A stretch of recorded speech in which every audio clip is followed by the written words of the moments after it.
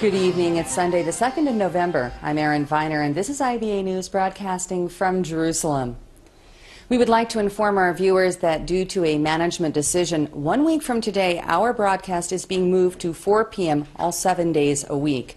Now on to the news, and amid tensions that has led to intense rioting and unrest, the Temple Mount was today reopened to Jewish visitors and tourists for the first time since the shooting of activist Rabbi Yehuda Glick.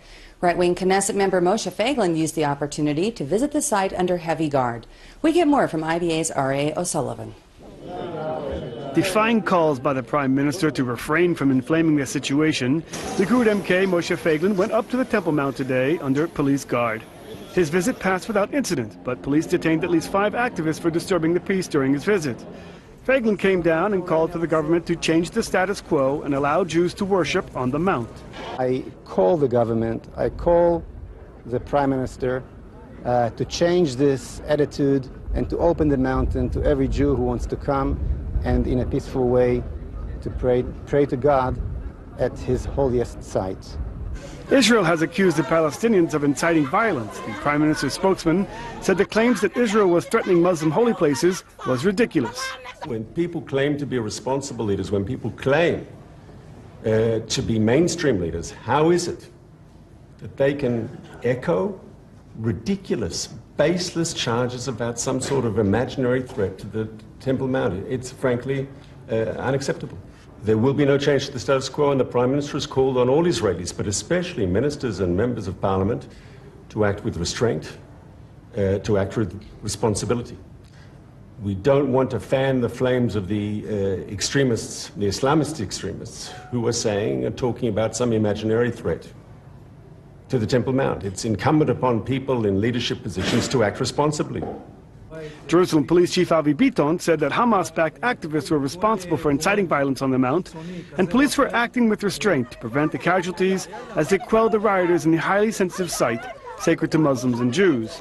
Israel has restricted access to Al-Aqsa Mosque on the Temple Mount or Haram al-Sharif, barring youth. Every day I get into Al-Aqsa and I pray. Today they didn't allow us. They just allowed over 50 years. And does that bother you? Of course. It's our mosque, it's our place, our holy place. And how do you feel about the Israelis going up there? I feel very angry, of course. And I don't know how to express myself, you know. They annoy us every day. Arab residents of East Jerusalem say they don't want to share the Mount with Jews. If the Israelis did not go to the mosque, they will be quiet. If the Israelis continue to go to inside, they will have more problem and more problem. The answers to quiet the places, to stop, to go to the old city, to the mosque, Masjid al-Aqsa. That's all. That's the only answer. You don't think that you can share the place with the Jews? No, never. This is Islamic mosque. Others are concerned the unrest, rioting, and heavy security presence will harm business. The problem is all the time because the work is not good, because many people is afraid to come here in Jerusalem, or who's come tourists. All the time is going in the Jewish man. Is not come here in Jerusalem. With little displays of tolerance mixed with religious fervor, maintaining the status quo at the volatile Temple Mount is proving to be a daunting task for Israel police. Ariel O'Sullivan for IBA News. Thousands attended a memorial rally last night for the late Yitzhak Rabin, who was assassinated 19 years ago in Tel Aviv. At the same hour in Jerusalem, hundreds attended a vigil to pray for the speedy recovery of Rabbi Yehuda Glick, the advocate of Jewish prayer on the Temple Mount, who was gunned down in Jerusalem by a lone terrorist last Wednesday night. We get more from IBA's Margot Dukevich. In a fiery speech marking the 19th annual Rabin Memorial, former President Shimon Peres said those who have given up on peace are delusional and should not be considered patriots. The state of Israel would be giving up on its future if it pursues the status quo and remains without peace, he said. The peace accords with Jordan and Egypt have shown that it is better to have a cold peace than a hot war, Peres said and warned. Without peace, Israel's future is bleak. Thousands attended the rally in Tel Aviv's Rabin Square, held at the site where Israel's 5th Prime Minister was assassinated on November 4th, almost 2 decades ago. This year's event to memorialize Rabin's peace efforts was held under the banner Returning to the Square, Restoring Hope. Rabin's son, Yuval Rabin, attacked the government for its lack of vision and implored Israelis to do everything possible to ensure that the hope of peace becomes a reality. He said he had received a letter from Palestinian President Mahmoud Abbas stating that a peace agreement with Israel would deal a critical blow to terrorist organizations. It is time for Israel to view the Palestinians as partners and not enemies, he said. At the same hour in Jerusalem, dozens gathered in the city's Safra Square to pray for the speedy recovery of right-wing activist Yehuda Glick, who was shot at point-blank range by an Arab assassin Wednesday night. Glick's wife and children, as well as government ministers and Knesset members, participated in the rally, where those present demanded that Jews be allowed to enter and pray on the Temple Mount. The demonstration is because my good friend Yehuda Glick was shot the other day. He's a very big activist here in Israel for the Jewish people's right to worship on the Temple Mount. And he had a rally at the Menachem Begin Center where he was speaking about this. And when he went to his car, there was an Arab terrorist who came and shot him. And Yehuda Glick has a lot of friends. Yehuda Glick has a lot of supporters who believe in the Jewish people's right to pray on the Temple Mount. And we are here today to pray for him and to stand united with him and his family. Glick, who champions the right for Jews to pray on the Temple Mount, was critically wounded in the shooting. Hours later, security forces tracked down terrorist Mu'taz Hijazi in the Abu Tor neighborhood. Hijazi was killed in a shootout with security forces and buried late Thursday night. Doctors today said Glick's condition has slightly improved but remains serious. Margot Dudkevich, IBA News. In an effort to return calm to Jerusalem, government ministers today voted to advance legislation that would stiffen penalties against rioters convicted of hurling rocks and other dangerous objects to injure people or damage vehicles. The cabinet also approved the new conversion law. Here with all the details is IBA's diplomatic correspondent Eli Wogelenter. The cabinet this morning approved an amendment to the penal code designed to stiffen punishment for throwing stones at vehicles, including sentences of up to 20 years. Prime Minister Benjamin Netanyahu told his ministers that Israel is taking vigorous action against terrorists and those who throw stones, firebombs and fireworks, and we will pass stronger legislation on the issue. All of this is in order to restore quiet and security throughout Jerusalem. I have ordered that massive reinforcements be brought in and that additional means be used in order to ensure law and order in Israel's capital. The heated Temple Mount issue was the first item on Netanyahu's agenda this morning, and he dismissed charges that Israel sought to cut off Muslims from the site.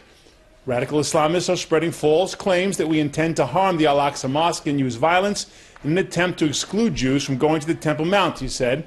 We won't let this happen. We are committed to maintaining the status quo. These are especially sensitive days. We should not succumb to the radicals among our enemies. He also called on members of his government to show restraint on the issue. It is very easy to ignite a religious fire, but much harder to extinguish it, he told the ministers. On another hot issue, the cabinet approved a government regulation that will impose controversial reforms on the conversion process, making the system more accessible. The reforms were originally proposed by Attorney MK Elazar Stern in the form of legislation that would allow municipal chief rabbis to establish their own conversion courts and thereby increase access to the system.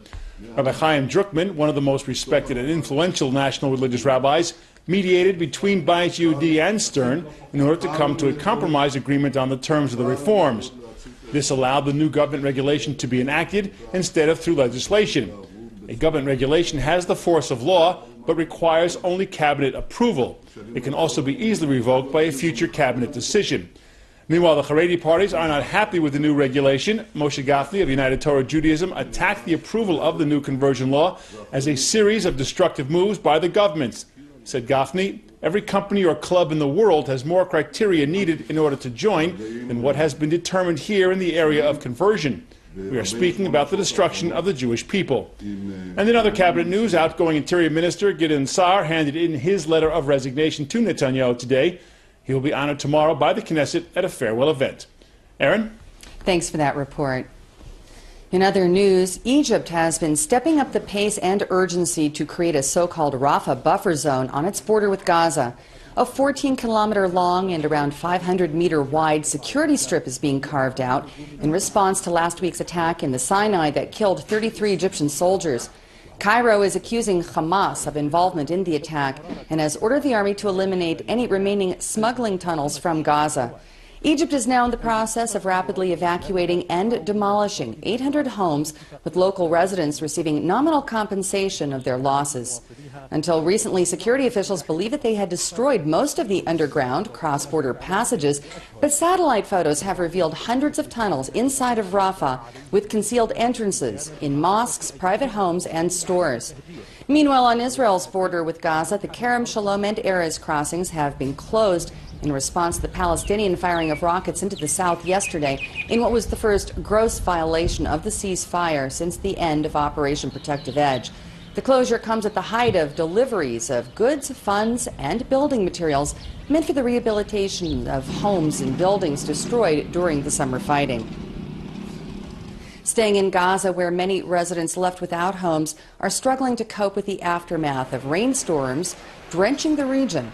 Residents in Khan Yunis brought in tractors and shovels after many temporary container homes were flooded with a combination of rainwater and sewage over the weekend.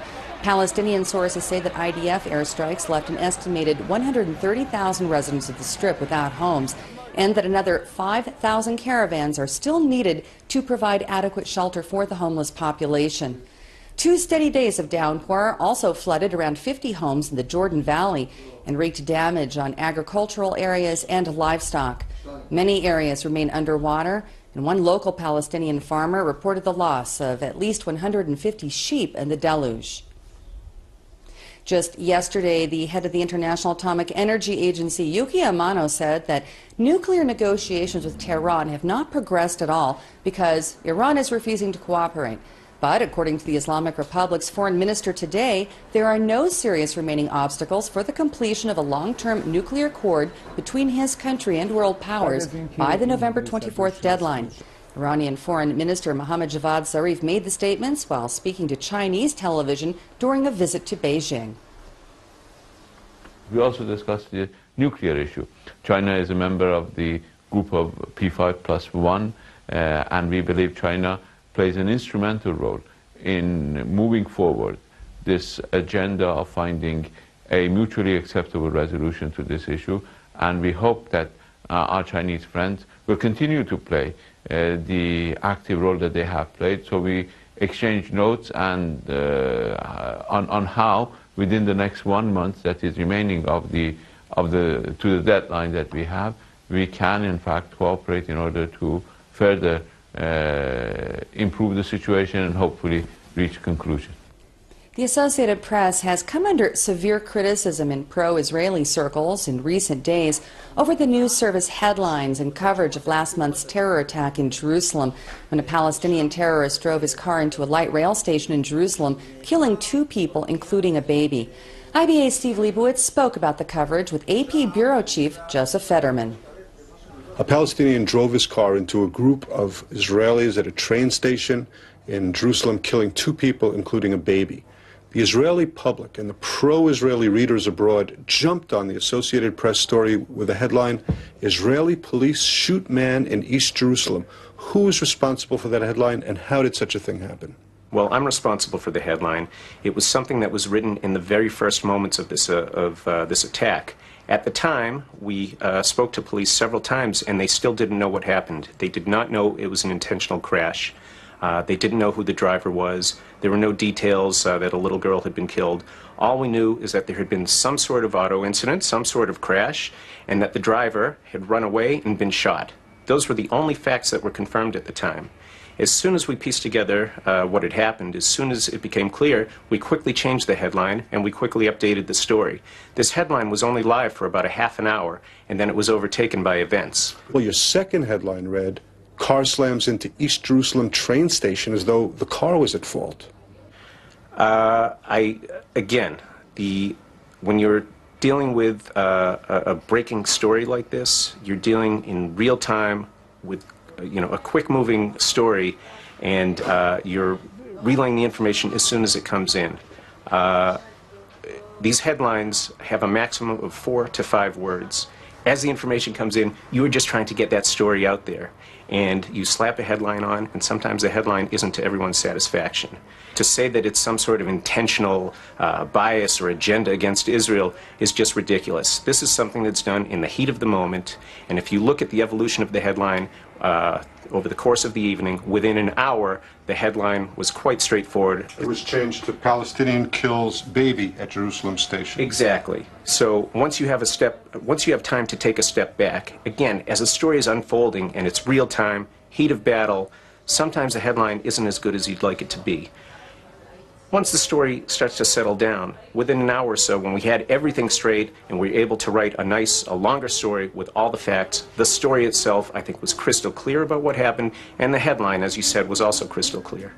One of your former employees named Mati Friedman wrote a lengthy, scathing report on foreign reporting in Israel, and his conclusion is that there is a hostile obsession with Jews. What's your reaction? I read the article. It was a well-written article. I know Mati and I respect him. But I think what he said was, off base and very unfortunate, and showed, a bit of misunderstanding about what's going on here. To think that there's any hostility toward Jews, I think is unfair to the people who cover this story.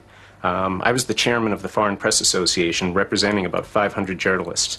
To make a blanket statement about 400, 500 journalists like that is just preposterous. You're dealing with dozens and dozens of people with dozens and dozens of opinions. It's not like people sit around and scheme and decide how to cover stories. And the members of the Foreign Press Association come from all over the world. I don't see how you can group the British media and the American media and the New York Times and the Associated Press and Reuters and the LA Times. How can you make a blanket statement about all these people?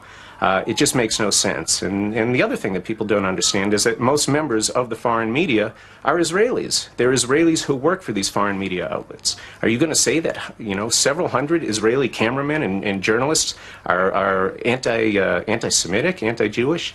It makes no sense. I think what happened with Mati, with other people who take this point of view, I think people believe what they want to believe. They look for things that support their worldviews, and then they pick selectively to support that. Part 2 of the interview with Joseph Fetterman will be broadcast tomorrow and will focus on AP coverage of the recent conflict with Gaza. Turning to the United States, where a team of investigators is piecing together debris at the crash site of the Virgin Galactic spaceship that killed one pilot and injured another. Officials from the National Transportation Safety Board say that evidence at the Mojave Desert crash site indicates the prototype passenger spaceship likely broke up mid-flight. The Friday crash is the second disaster in less than a week by a private space company carrying out work usually conducted by government space agencies. When an Orbital Sciences Corporation rocket bound for the International Space Station exploded after liftoff in Virginia. Virgin Galactic founder Richard Branson rushed to the accident site, where he said that he truly believes humanity's greatest achievements come out of its greatest pain, and vowed to pursue his dream for commercial space missions. We would love to finish what we started some years ago, and I think pretty well all our astronauts would love us to finish it, would love to go to space. I think millions of people in the world would love one day to have the chance to go to space. And this is the start of a long program. I've spoken before of, once we got this program off the ground, of offering point-to-point travel. In the early days of aviation, there were incidents, and then aviation became very safe. In the early days of commercial space travel, there have been incidents, and then we hope that one day the test pilots will enable people to be able to go to space safely, and that is our wish and desire. Turning now to medical achievements and the arts. And yeah, you heard that correctly. And we take a look at a 65-year-old violin teacher who can now resume normal life after having 2 electrodes implanted in her brain. Naomi Elishuv underwent surgery while simultaneously playing her violin for neurosurgeons at the Tel Aviv Sourasky Medical Center.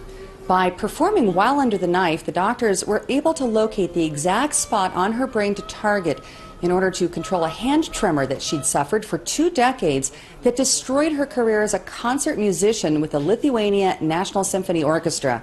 Physicians say that Ellie Shiv's recovery is impressive and that now they're hoping that the device implanted in her brain will soon be used to help others. Stimulation is done at a very precise point, which is about 7 centimeters deep in the brain, and you really have to make sure that you are at the correct point. There is really no room for error here. Sports news now, and you can forget about getting into the sold-out Pius Arena tonight when Hapoel Jerusalem will host defending Israeli and European champions Maccabi Tel Aviv.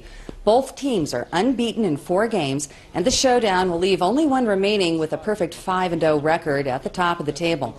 Both clubs have dominated their opponents in local action, with each averaging more than a 15-point margins of victory. Both teams are also coming off encouraging international competition this past week, with Jerusalem gaining a Euro Cup victory over Partizan Belgrade and Tel Aviv beating CSKA Moscow in EuroLeague action. The game will be broadcast live on Israel Television Channel 1 beginning at 8:45 later tonight. Taking a look at local finance, and with no currency trading on Sundays, the shekel remains the same, while share prices on the Tel Aviv Stock Exchange were up across the board this first day of the trading week. Here's a look at the late afternoon numbers.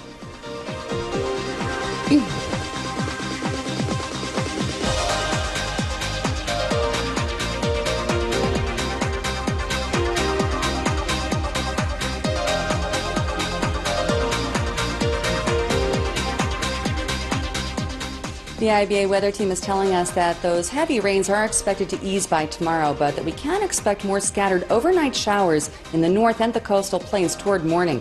During the day, we'll feel a drop of temperatures as isolated rainfall will widen to include the center of the country, and flooding in the eastern sectors remains possible. Here's the forecast at home and abroad over the next 24 hours.